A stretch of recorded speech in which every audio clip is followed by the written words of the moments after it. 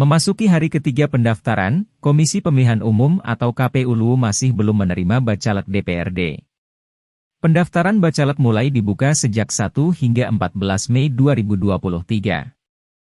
Koordinator Divisi Teknis Penyelenggaraan Pemilu Abdullah Sape Ampin Maja mengaku akses aplikasi Silon untuk partai politik terpusat di KPU RI. Kata Sape, setidaknya ada 11 partai yang akses Silonnya dilakukan oleh KPU RI. Dirinya menambahkan, ada 2 partai yang sudah mengkonfirmasi untuk tanggal pendaftaran bacaleknya. Saat ini, DPD PKS LU menyiapkan 35 nama untuk bacaleknya. Kata Usri, komposisi bacalek PKS saat ini masih didominasi laki-laki. Dirinya pun membocorkan nama bacalek andalan partai PKS kelak. Kata Usri, nama lama seperti Hamid Tara dipastikan maju untuk mencalonkan kembali. Hamid Tara sendiri merupakan anggota DPRD LU yang terpilih lewat Dapil Walmas. Sedangkan untuk nama baru, PKS LU menyiapkan Ketua DPD Partai PKS LU Ahmad Sulaiman serta Sekretarisnya Usri Usman. Ya, tapi Pak, masuk hari ketiga pendaftaran bacalek ini, apa sudah ada yang mendaftar Pak di KPU?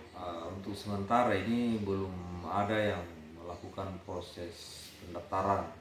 Kalau misalnya untuk konfirmasi, partai yang mengkonfirmasi untuk melakukan pendaftaran itu Partai PKS dan Partai Nasdem tanggal 5 dan tanggal 8, 8 kalau PKS. Saya kira itu. Kalau untuk bacalek ini Pak, yang perlu diperhatikan soal administrasinya apa saja ini Pak? Selain yang harus diperhatikan partai pada saat penyusunan bakal calon itu, administrasinya itu tentu kalau ketentuan di PKPU 10 tahun 2003 pasal 11 dan 12 itu, pertama surat keterangan sehat jasmani rohani dari pengadilan, kedua juga KTP, kartu tanda anggota partai politik, surat keterangan terdaftar sebagai pemilih, surat pengunduran diri dari instansi yang berwenang kalau misalnya dia ASN TNI Polri, tentang desa, kepala desa, RT, kepala dusun, semua harus melampirkan surat pengunduran diri dan tanda terima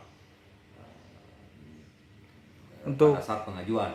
Tapi kalau misalnya seharusnya kan mereka melampirkan surat pemberhentian. Ya, betul. Tapi karena rentan waktu yang singkat itu kemungkinan tidak bisa misalnya keluar surat pemberhentiannya, maka boleh melampirkan surat pengunduran diri dan tanda terima dari instansi di mana dia mengundurkan diri, dengan catatan sampai akhir pencermatan DCT surat pemberhentian dari sebagai pegawai yang gajinya dari APBN itu harus disampaikan paling lambat 3 Oktober.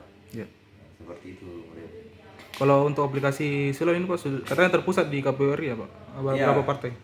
Untuk aplikasi Silon partai ada beberapa partai yang terpusat aplikasi Silonnya.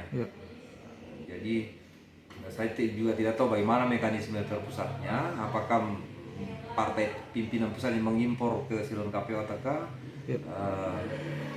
pihak partai tingkat kabupaten yang menginput, tinggal mungkin pimpinan pusatnya memonitor progres kerjanya ya lo tingkat kabupaten. Tapi kan itu internalnya mereka teman-teman di partai politik itu, saya kira itu.